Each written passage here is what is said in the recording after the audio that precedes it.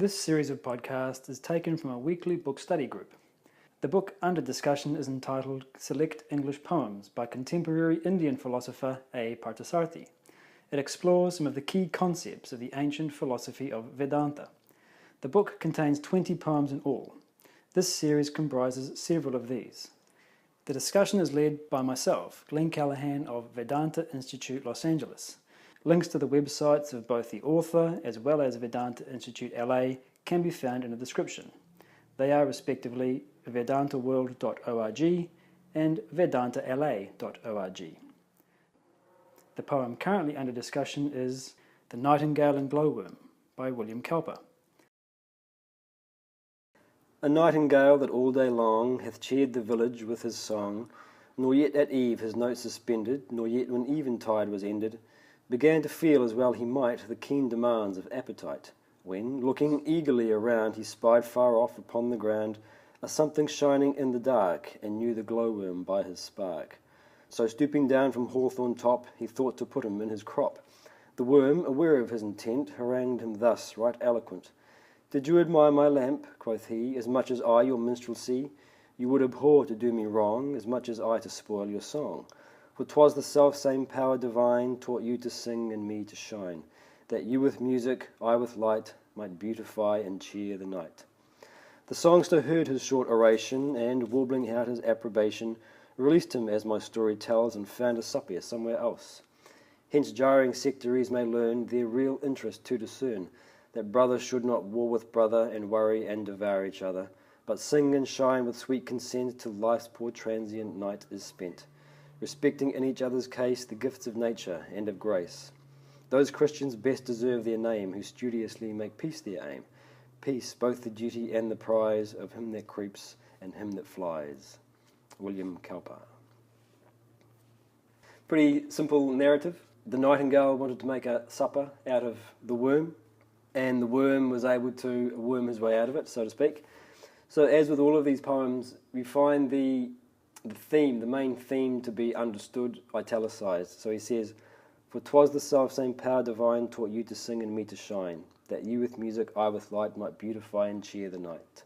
So what we've got here is a religious motif that he talks about. He says, those Christians best deserve their name who studiously make peace their aim. So Christians in this context doesn't mean Christians. It means anyone who is a genuine religious seeker or a spiritual seeker. Right, so you've got two types of people. Those who have no religious life whatsoever, and those who have some sort of religious life. So the context of the poem here is those people who are engaged in some sort of religious life. So that's why he brings this idea here. Religious factions can strive together. Because the tendency, again, is that we use our religion not for its true purpose. The problem is that when we get into any endeavour, whether it's a purely secular endeavour, a business, a family, a course of study, anything, or a spiritual, so-called spiritual endeavour, the problem is attachment. So what happens is anytime we get ourselves as part of a group, the tendency of the mind is to become attached to that group. And so if you consider yourself to be a Christian, meaning that in the actual sense of Christians, the tendency is to become attached to the group known as Christians. So having a sense of oneness, a group feeling for your particular club, as it were, there's nothing wrong with that. That, of course, is helpful. The problem is not the feeling of belonging to that group. The problem is when the feeling of belonging to that group turns into a feeling of antipathy or of anything bordering on hatred even of anyone outside the group. And so this is what he talks about here. Hence jarring sectaries may learn their real interest to discern.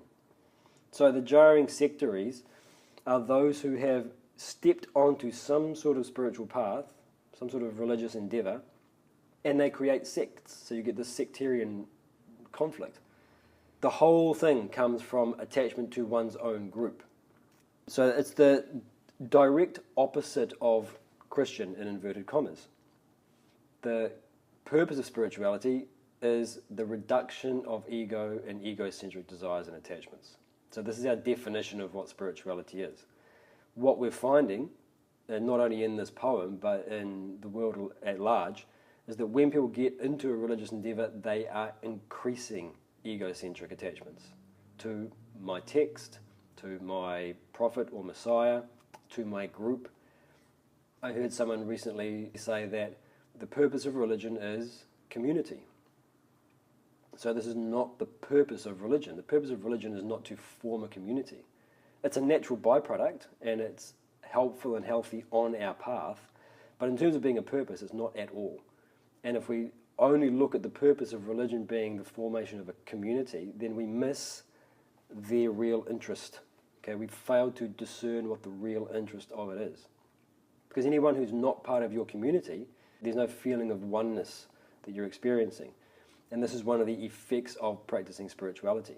One of the effects of practicing spirituality is a greater sense of oneness with all beings. So what's happening is that we compartmentalize. So we're compartmentalizing everything from the perspective of only our egocentric desires and attachments. In the second paragraph of the commentary, he talks about this. He says, Cowper draws the parallel to life in this world.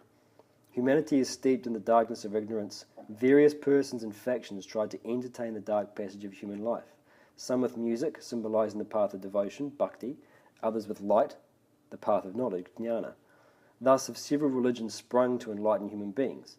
The different approaches become necessary to cater to the variety of human personalities. So this is one of the ways that we understand the formation of religion. Put it this way, you have the complete set of the fundamental principles that govern human existence. Everything from purely mundane secular experiences through to the ultimate goal of human existence, the sort of religious or spiritual enlightenment. So you've got all of the principles as they stand. Then what happens is, in a particular time, at a particular place, to a particular culture, those principles are put in, or they're crystallized into a particular form. So you get stories and mythologies, you get personalities, you get laws drawn from fundamental principles being expressed in a specific time and place. So this is the religions. The expression of these religions is to, as he says, cater to the different types of personalities. So it's a crystallization of general principles in a specific time and place, or for a specific type of personality. So the problem is that we miss the universal principles and become attached to the non-universal, to the we become attached to the cultural values. So the universal principles are eternal. Mind is the seat of emotions. Intellect is the capacity to think and reason without bias. There's a self enlivening them all. And then you have the different ways that all of these principles are expressed. The real interest to discern, as he talks about here, is to figure, what we need to do is to figure out what are the universal eternal principles and what are those principles that are cultural, that are relative, that are ephemeral, temporary. The nature of the human mind is to get attached to anything it contacts. Now, it's difficult for people to grasp the subtle eternal principles. That's why they are given in specific forms. And so because we're not grasping the eternal principles, we can't get attached to them. But we can get attached to our clan, we can get attached to our tribe, we can get attached to our community. That's the problem. So the real interest to discern is, what is the purpose of this religion? Why am I even here? Meaning here in this particular religion, practicing it. Now, by and large, of course, religion is not a matter of choice. It's a matter of the fact that you were born into a particular geographical region. What happens then is that we get attached to our clan, and there is a sense of conflict or antipathy or hatred towards anyone who's on the other side of it. So the way out of this, when we covered the start of that section in the Vedanta treatise on practical Vedanta, he gave the first and the most practical aspect of any spiritual discipline. The first thing you do is analyze your temperament. To what degree are you intellectual and analytical? To what degree are you devotional and feeling oriented. Once you've understood what your temperament is, you then apply the appropriate spiritual disciplines of bhakti, path of devotion for the mind, and jnana, path of knowledge for the intellect, in the appropriate proportions. So no person is only intellectual. No person is only devotional. The devotional person will need to engage intellectually to support his devotional practice, and the intellectual person will need to step into devotion to support his intellectual practice. They both have to come together. So by understanding this, it gives us that impetus to step outside of that comfort zone. And then once you've practiced those for a certain length of time, drop your desires and attachments, then you can meditate, then you realize the self. You can't get to the final goal of religion without first having understood, well, what is my nature? If I'm going to apply a religious discipline, I have to apply the correct one. If you're sick, you don't just go and randomly take any medicine. You've got to find what is the quality and the nature of the sickness. Then you apply the appropriate cure. So in that way you can understand that the three spiritual disciplines are cures to the disease of ignorance. Okay, so what is my nature? So he talks about this in the Vedanta treatise. In chapter 4 he's talking about the caste system. And he discusses how the caste system was originally a beautiful way of categorizing human beings and dividing labor up appropriately for the benefit of the society. And it eventually became, again through attachment, this rigid class system, which kept some down and kept others up without them deserving to be in either place. And he talks about the solution to this being educating people on the different qualities of human beings, the gunas, tamas, rajas and sattva. He says if you educate yourself on the basic qualities that comprise human beings, you start to understand that everyone's made up in different ways. So you'll have some people who are predominantly devotional. For them, path of devotion. Some people who are predominantly intellectual, for them, path of knowledge. And for those, most of us, who are balanced in both, path of action. So when you understand this aspect, that there is a fundamental difference in one person's nature to another, then this whole idea of I'm right, you're wrong doesn't arise. And it's not just in religious circles, but it's in secular circles as well. Every interaction that we go into, there's a tendency for us to presume, to adopt, or to project our position onto others. So we miss the fact that another person has a completely different perspective, completely different internal makeup. This is where the fight comes in. We're unable to recognize that there's a fundamental difference between that person and this person at the level of the qualities. So this is the first aspect, is to understand what each one's internal makeup is. So in the VT he says, the solution to this problem lies in educating the people with the knowledge of the three basic temperaments and guiding them to the supreme self that lies beyond the temperaments.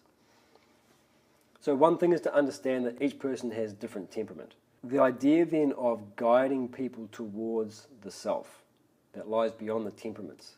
If we want to avoid being caught up in our particular nature, you know, I'm devotional or I'm intellectual. If we want to avoid being caught up in that, that means obviously objectivity. So the way to become objective to anything is to be able to step outside it. It's the ability in us to stand apart. So if we want to step outside of our temperaments, then we have to adopt the position that lies outside it. Well, now the human personality is only made of the three temperaments. There's nothing else. So if you want to step outside the three temperaments, essentially what that means is stepping into the self. So this is what he's talking about here. For 'twas the self-same power divine taught you to sing and me to shine, that you with music, I with light, might beautify and cheer the night.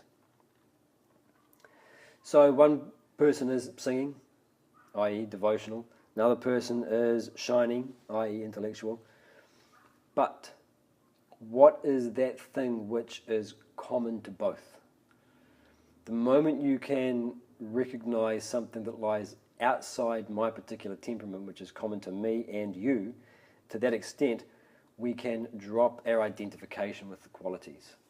The moment we drop our identification with the qualities, they cease to be the thing that defines us. So if I only define myself as a Christian, then anyone who's not a Christian is not part of my club. But if I recognize myself as a Christian, the self-same power divine that makes me a Christian is the same thing that makes that guy over there an atheist. So we are the same.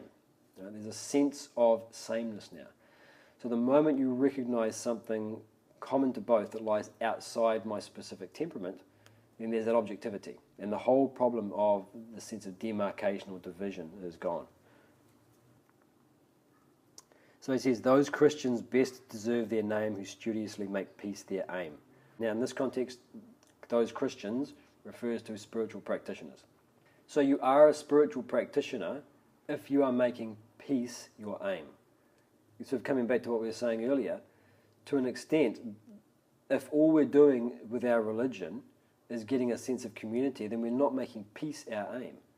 We're making community our aim. Well, that's not the aim of religion.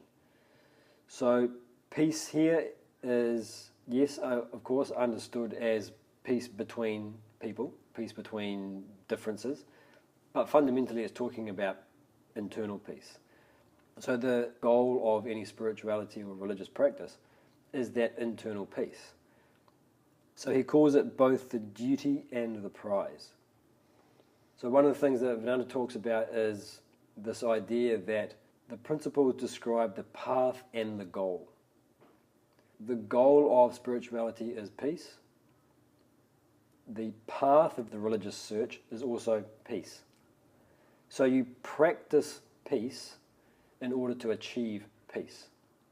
So in this sense, the practice of peace means giving up that sense of conflict and division and demarcation by the practice of this understanding. The understanding can come through both the heart and the head. The heart feels that there's something in you that is also in me. And of course, the intellect understands a common underlying factor. The more we have that confluence of head and heart, the mind's feeling of something beyond demarcation and division, and the intellect's search for a common underlying factor, as the head and heart blend together, we gain spiritual insight. So that's the prize, as it were, as he talks about. So that spiritual insight is something which is beyond a mere feeling and beyond an intellectual understanding. It becomes who and what we are now.